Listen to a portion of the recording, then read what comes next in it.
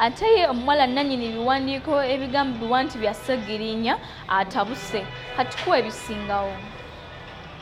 Omuwala agambibwa okubeera nannyini w'ebiwandiiko bya Ssegirinya bye yakozesa naye Atabuse era ensonga n'azikwasa ba lawyers be bazongereyo mu mateeka. Maureen Nabadda yatula senior 6 mu 2009 ku ssomero lya Mengo SS era yalaze ebiwandiiko bye yafuna okuva mu kitongole ky'ebigezo era n'alaga n'obubonero bw'alina nga bufaanaganira ddala n'obugambibwa ku biwandiiko bya Muhammad Ssegirinya. Ateebereza nti Ssegirinya yakyusa bukyusa mannya agali ku biwandiiko by'omuwala ono n'ateekako ga Ssegirinya era n'aggyayo erinnya lya Mengo SS n'ateekako lya Pimba Secondary School erisangibwa e Kyebando mu Kampala. Nabadda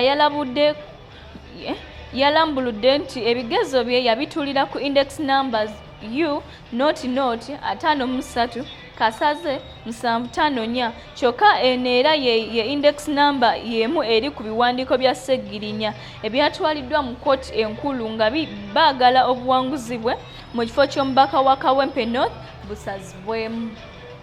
Sulaiman Kidandala ayagala kkooti erangirire kubanga Ssegirinya nti yeesimbirawo ku bukyamu nga talina buyigirize bwa senior 6 obwetaagisa okwesimbawo.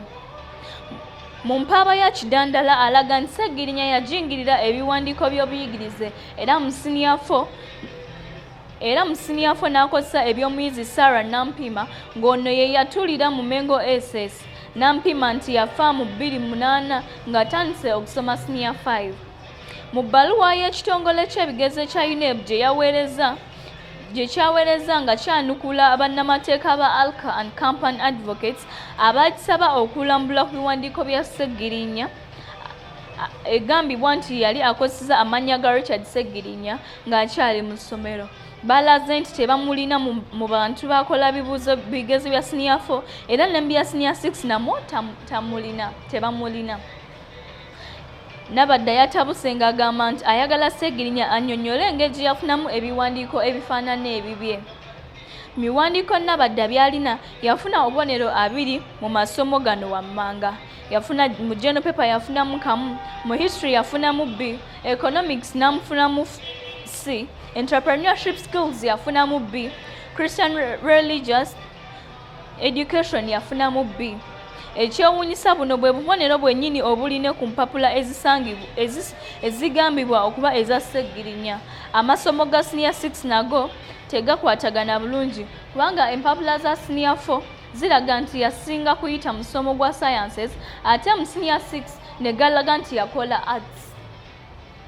Ebiwandiiko bya Ssegirinya biraga nti senior 4 ne senior 6 yabisomera mu Pimbas SS era mwe yakolera ebigezo wabula omukulu w'essomero lya Pimbas Dalaus Wamala yategeeza kamera za LMTV nti index number yaabwe eri U.53 nga bwerambika ku biwandiiko ebigambibwa okubanga ebya Ssegirinya ng'agamba nti eyaabwe eri U.549.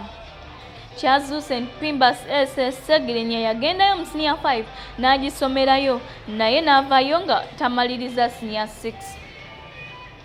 Omwogezi wa UNEB Jennifer Kasule yagambye nti mu kwekebejja empapula ezigambibwa okuba eza Ssegirinya bakizudde nga njingirire kyokka nga si kyangu kukizuula nga okozesa maaso okuggyako ekitongole kya UNEB nga kitadde mu byuma byazo.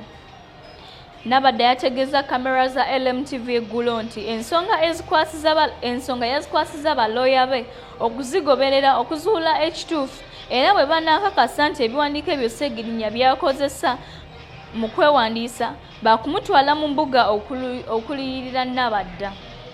Yagambye nti mikwano gye be yasoma nabo bamukubidde essimu nga bamubuulira nti balabye ebiwandiiko bye ku mikutu gya yintaneeti egy'enjawulo nga biraga nti bya Ssegirinya. Yagambye nti ebiwandiiko bye bajjako linnya lye na lya ssomero lye ne bateekako erya Ssegirinya n'erya Pimbas. Ateebereza nti mu ofiisi nnyingi gy'atambudde ng'anoonya emirimu ne bamusaba empapula ez'obuyigirize biyinza okuba nga gye byava ne bituuka mu mikono gya Ssegirinya.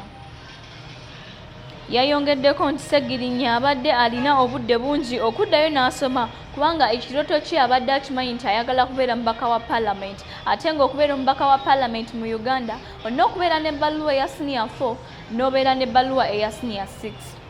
Nabadda yayogedde ne ku munne Sarah Nampima nannyini biwandiiko ebigambibwa nti Ssegirinya bye yakozesa okulaga nga bwe yasoma senior 4.